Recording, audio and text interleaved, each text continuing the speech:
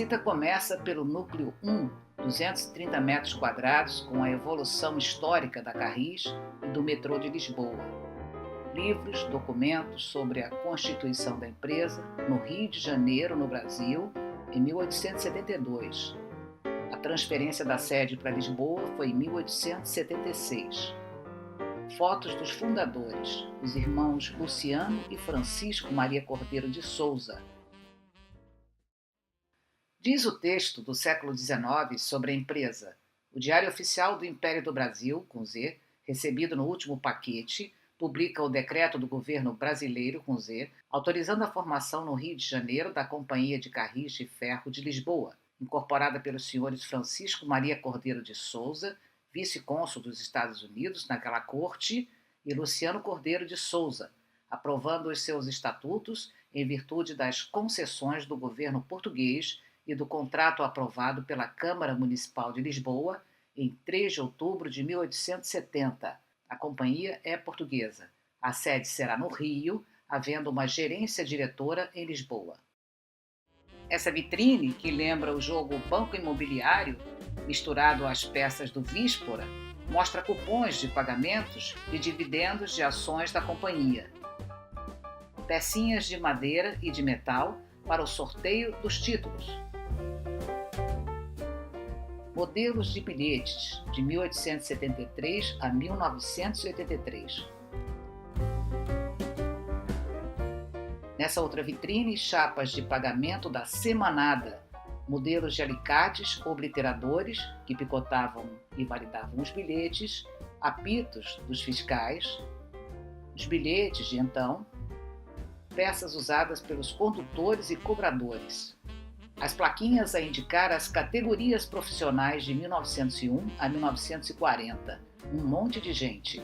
Encarregado, porteiro, capataz, cobradores, expedidor, reparador, eletricista, socorrista, condutor, revisor, agulheiro, fiscal. Peças do dia a dia no funcionamento do transporte nas ruas.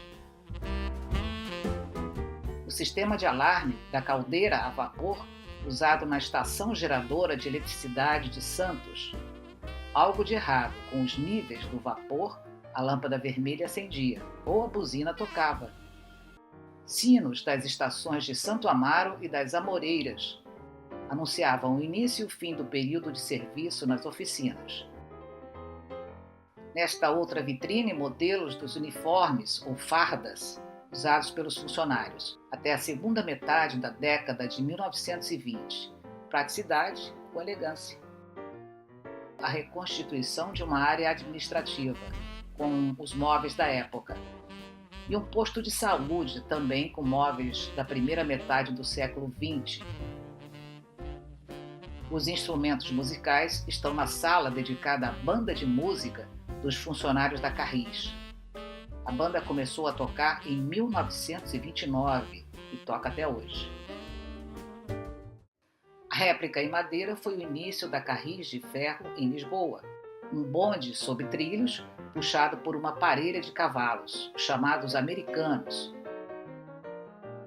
Os artigos publicados na imprensa na época são divertidos. Escreveu Antônio Paz de Sande e Castro em A Carris e a Expansão de Lisboa. Via-se entre o povo, curiosa como ele, gente conhecida, o Bordalo, o Taborda, 2 enormes artistas. Por toda a cidade se ouvia: já andastes no americano? Olha, venho do americano. Ó papá, leva-nos no americano.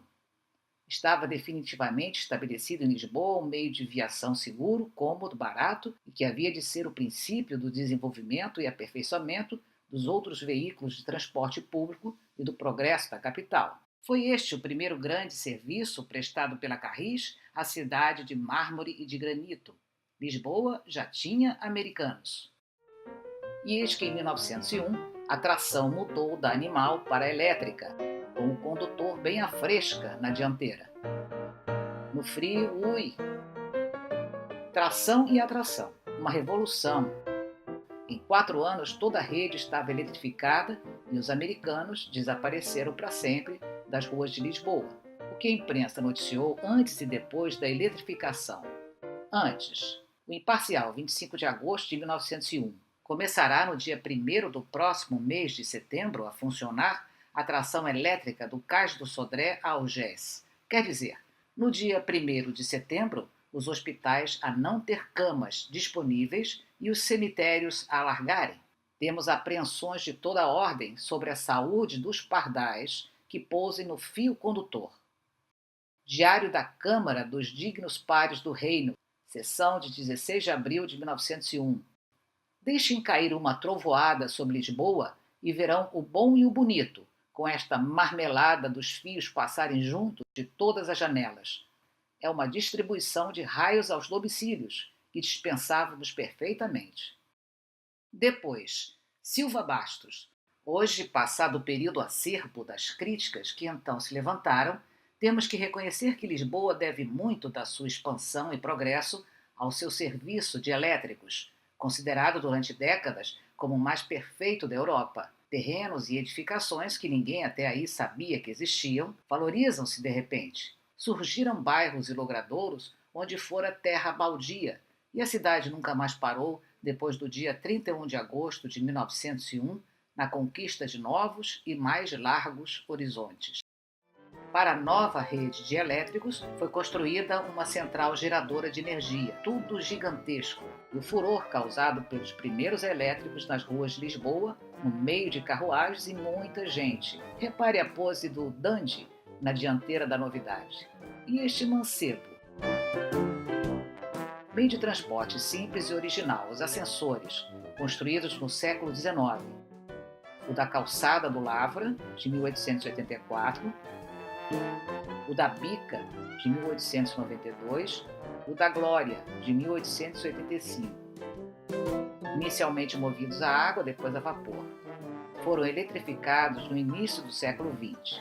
Vale ler este artigo da imprensa na época sobre o ascensor da Calçada do Lavra, Diário de Notícias, 18 de abril de 1884. Anteontem e ontem fizeram-se diversas experiências oficiais na linha estabelecida na Calçada do Lavra, assistindo os senhores engenheiros da Câmara Municipal e da Companhia. As ascensões foram feitas em 1 minuto com os carros cheios, nas melhores condições. Uma das experiências, a quarta mais arriscada, foi para reconhecer o valor do freio automático, dado o caso de quebrar-se um cabo. Para esse fim, o senhor engenheiro Mesnier, a meio da calçada, mandou cortar o cabo de aço e substituí-lo por um de linha, trabalho que se efetuou em pouco tempo e sem perturbação alguma no movimento do carro e na solidez da linha. Ficaram todos muito satisfeitos com o resultado desse trabalho, que dá honra ao senhor Mesnier. Aqui o modelo em miniatura do elevador do Carmo ou Santa Justa, modelo idealizado e construído em 1892, que começou a funcionar em 1902, movido a vapor. É um dos pontos turísticos principais de Lisboa. Paralelo aos elétricos, os ônibus, ainda com o volante à direita, da moda inglesa. E os ônibus de 2 andares, também com o volante à direita, mais tarde, o volante à esquerda, no novo sentido das ruas de Lisboa. Essa é a réplica de uma composição do Metropolitano de Lisboa, vulgo metrô, inaugurado em 29 de dezembro de 1959. Foi o início das atuais 4 linhas e 52 estações em quase 40 quilômetros.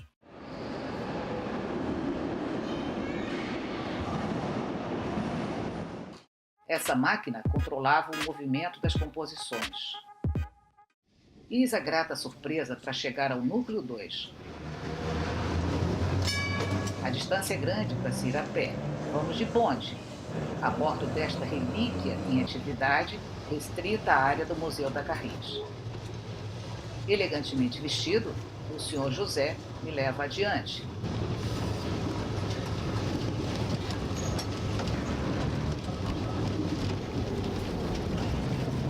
O bonde fica à espera ou à espreita e o Sr. José abre a porta de outro espetáculo. Bondes de diversos e antigos modelos.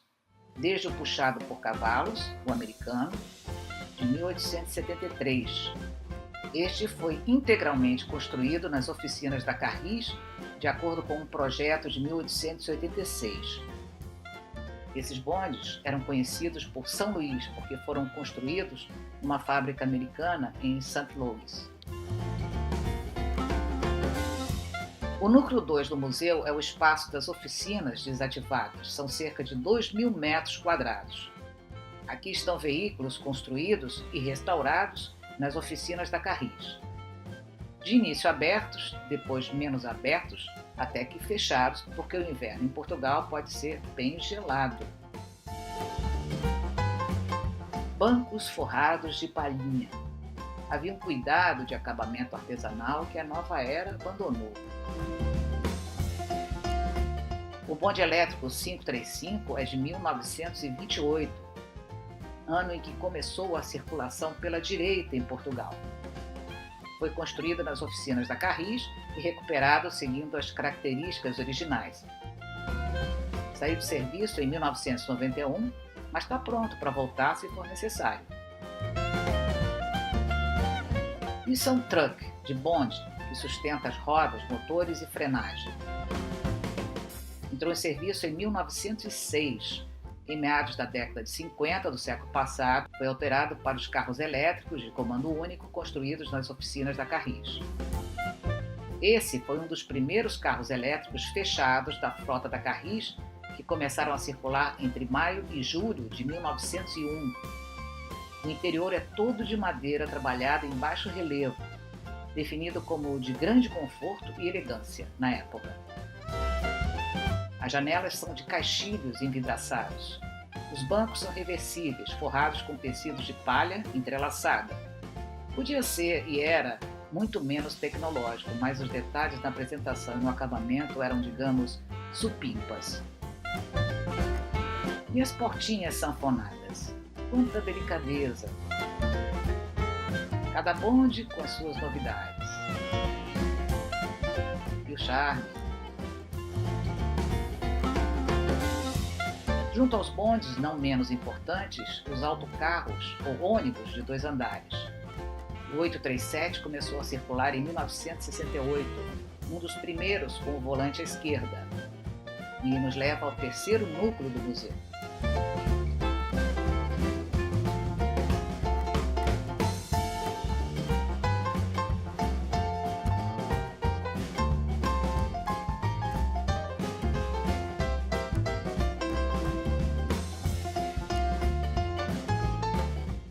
No pátio ao lado, esses veículos esperam a restauração. Há muito para se ver no Museu da Carris, em Lisboa. Com calma, para apreciar e voltar no tempo com classe.